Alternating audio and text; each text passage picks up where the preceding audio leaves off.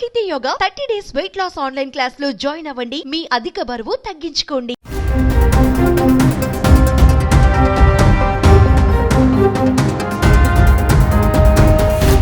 ఇడ్లీ వల్ల cancer.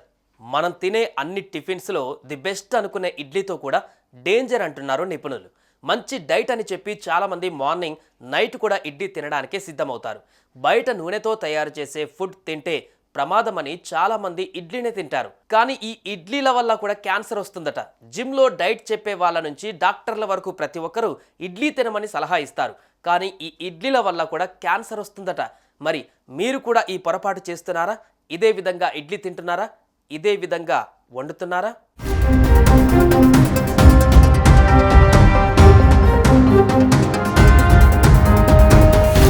Healthiest breakfast ఏది అంటే టక్కున ఇడ్లీ అనే చెప్పేస్తాం. ఎందుకంటే ఇడ్లీ ఈజీగా డైజెస్ట్ అవుతుంది. ఇడ్లీ తయారీకి నూనె, మసాలాలు అవసరం లేదు.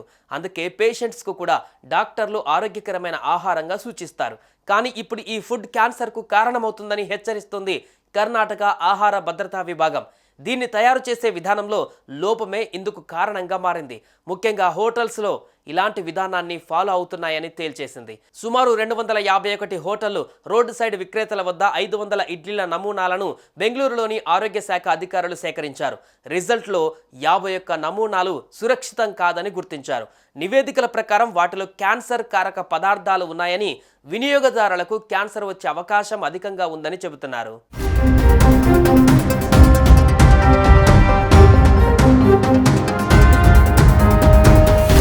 ఇటీవల బెంగళూరులోని చాలా ప్రదేశాలలో ఇడ్లీలు తయారు చేయడానికి క్లాత్కు బదులుగా ప్లాస్టిక్ కవర్లను ఉపయోగిస్తున్నారు.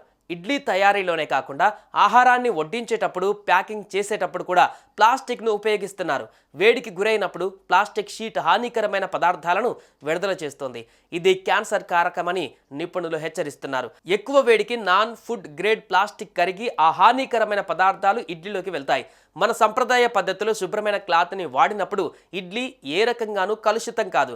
నీళ్లలో పెద్ద మొత్తంలో మైక్రో ప్లాస్టిక్స్ ఉంటాయని, వాటి నుంచి కూడా జాగ్రత్తగా ఉండాలని చెబుతున్నారు. ప్లాస్టిక్ షీట్ల నుంచి ఉత్పత్తి అయ్యే కార్సినోజన్ల విషయంలో ప్రజల అవగాహన కలిగి ఉండాలని చెబుతున్నారు.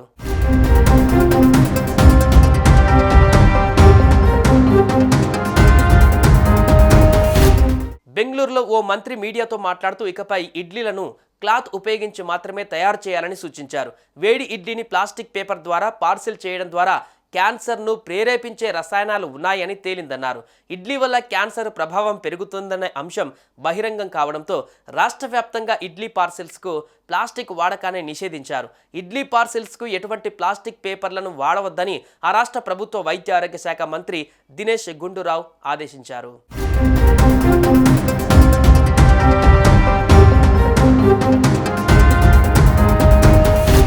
బయట తినేటప్పుడు మీరేం తింటున్నారో తెలుసుకోండి.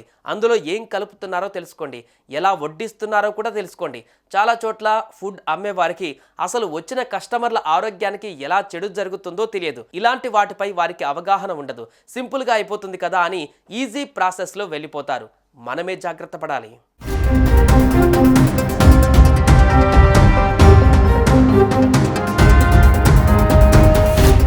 సుమన్ టీవీలో మీ పర్సనల్ అండ్ బిజినెస్ ప్రమోషన్స్ కోసం కింది నెంబర్కి కాంటాక్ట్ చేయండి.